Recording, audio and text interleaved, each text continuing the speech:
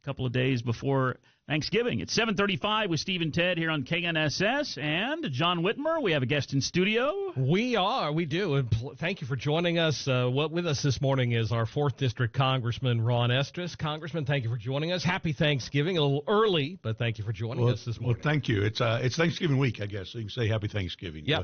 It's great to be here with you two this morning. I got to ask you, Ron, I saw an op-ed that you've got published this week in Newsweek magazine where you talk about how Americans overwhelmingly voted for, you get the popular vote, you get the Electoral College vote for a new economic trajectory, and how now it's really incumbent upon you, upon Congress, to deliver on what the American people sent. We clearly sent a message.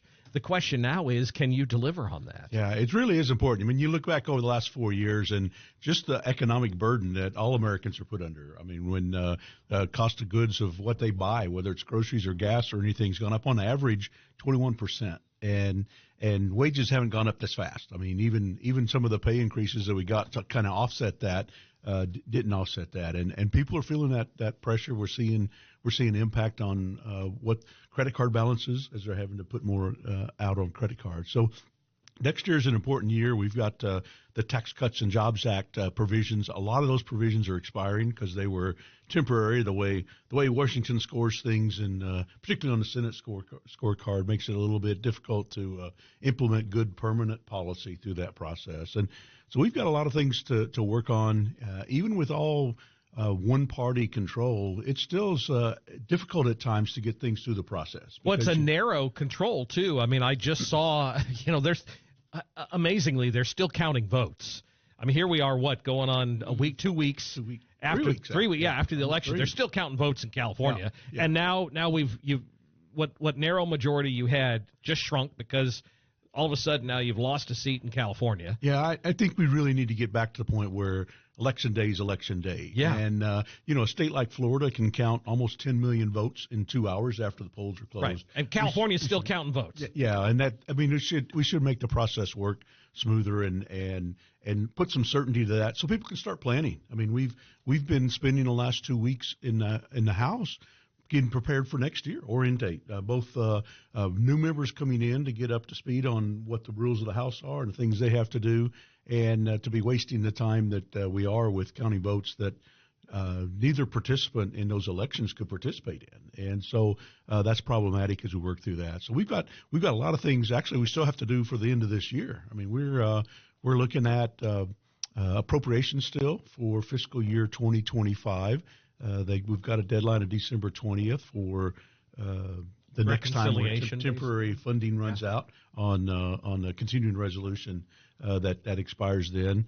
So we've got to address that on the spending for 2025. We've also got to address things like the National Defense Authorization Act, which is an annual bill that we use to identify some specific provisions that support the military, including combat pay provisions and things like that come up through the National Defense Authorization Act. So we've got a lot of work. Farm Bill is one of those big things as well that's being postponed. So there's a lot of work to do before we even start on January. Kansas Congressman Ron Estes live in studio with us this morning here on KNSS. And one of President-elect Trump's initiatives getting ready for his second term is the Department of Government Efficiency, trying to get things under control in the bureaucracy that is the nation's capital. And Congressman Estes, tell us about your role in the DOGE. Yeah, the DOGE, or the Department of Government Efficiency, that President Trump's actually going to set up, it's actually good. We need to look at government in general, because one of the things our founding fathers wanted to have a limited government, but over the last 248 years, we passed a lot of laws, created a lot of programs, created some departments. Maybe they made sense 40 years ago, but in the 21st century, they don't. And so the money we're spending on them is actually just adding to the debt and the deficit that's out there. So there's going to be a lot of work on the executive branch. We've also formed a caucus in the House of Representatives to focus on some of those government efficiency things that we can do. And we're just getting a caucus formed, so we kind of talk through what's going to happen.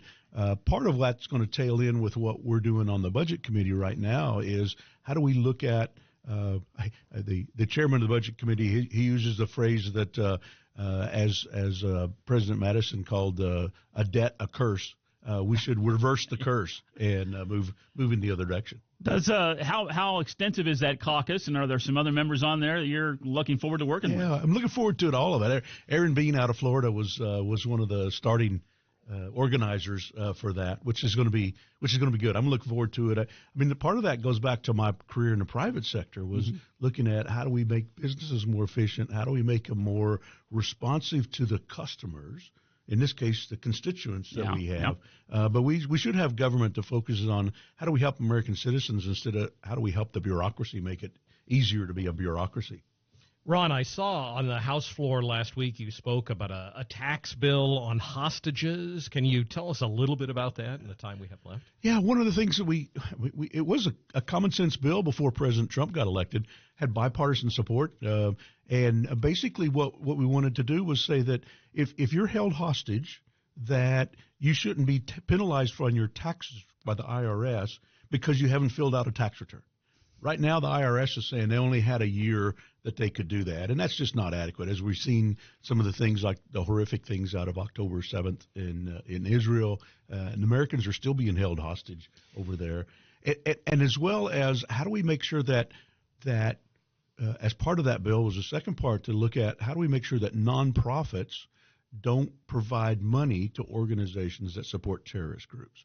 That it's clearly spelled out that if you're a terrorist group, you can't be a nonprofit, but it's not spelled out that if you're a nonprofit, you can't support terrorists. So it's kind of backwards, and unfortunately, it ended up it was passed bipartisan, Republicans and Democrats 100% in our committee, but then President Trump was elected, and the dynamic wanted to talk about President Trump and criticize him instead of let's focus on getting good policy. I'm just glad somebody was talking about. I think some people have forgotten about what's going on. We still have American citizens who are being held hostage, some of whom we don't know if they're still alive.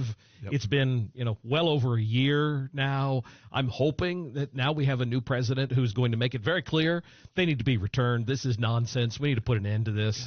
Yeah, and you go back when President Trump was in office, he projected an image of strength from America. Yeah. And you didn't have Iran invading Israel. You didn't have their allies, Hezbollah and Hamas and the Houthis causing problems. You didn't have Russia invading Ukraine, and it's all because you need American leadership in the world stage, and that's not come from the Biden administration, or didn't come from the Obama administration before the first time Russia invaded Ukraine. Since I've got you here, there's one issue. We hear advertisements for it here, and I've done PSAs on it. I know Ted's done PSAs on it.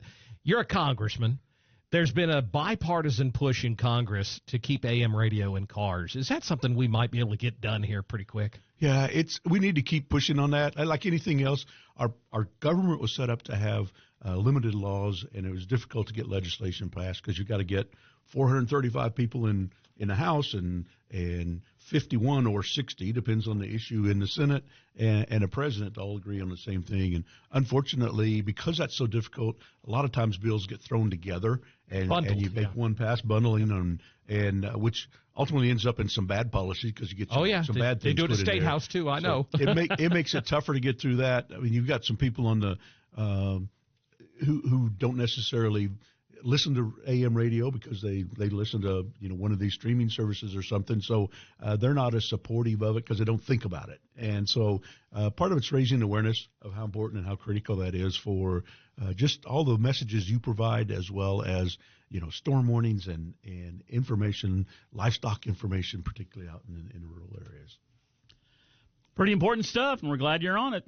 Congressman Ron Estes, thanks for dropping by in studio today. We appreciate it, getting up on a cold morning like this, getting out here, and happy Thanksgiving to you and your family. Well, thank you, and very much. Happy Thanksgiving to both of you, and have a great time. If folks want to connect with you, how do they get your Ron's reads? Yeah, best way to connect with us is two things. One, you can, on the official side, you can go to estes.house.gov and connect there. We get newsletter through there. Or if you want information on the campaign, we keep the two separate because we need to make sure we don't waste taxpayer monies on that. But EstesForCongress.com, and you can get there, and we send information, newsletter, and information out on both so that people can get updated, because we want to make sure people have as much of the facts as they can. Make sure you say hello to your better half, too, Representative. All right, thank you. Yeah, she's my state rep, so I want to make sure that I'm supportive of her. Yeah.